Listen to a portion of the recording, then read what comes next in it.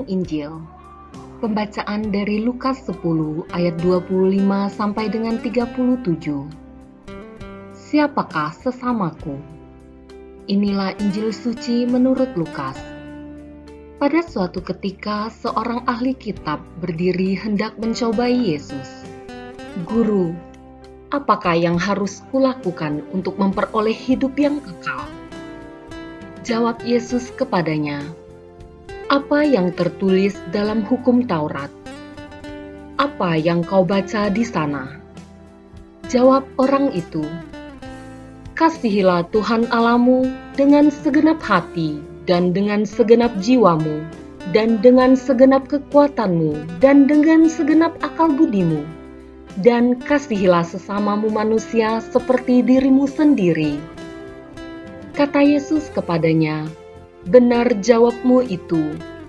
Berbuatlah demikian, maka engkau akan hidup. Tetapi untuk membenarkan dirinya, orang itu berkata lagi, dan siapakah sesamaku manusia? Jawab Yesus, adalah seorang yang turun dari Yerusalem ke Yeriko. Ia jatuh ke tangan penyamun-penyamun yang bukan saja merampoknya habis-habisan, tetapi juga memukulnya, dan sesudah itu meninggalkannya setengah mati. Kebetulan ada seorang imam turun melalui jalan itu. Ia melihat orang itu, tetapi ia melewatinya dari seberang jalan. Demikian juga seorang Lewi datang ke tempat itu. Ketika melihat orang itu, ia melewatinya dari seberang jalan. Lalu datanglah ke tempat itu seorang Samaria yang sedang dalam perjalanan. Ketika ia melihat orang itu, tergeraklah hatinya oleh belas kasihan. Ia pergi kepadanya lalu membalut luka-lukanya sesudah menyiraminya dengan minyak dan anggur.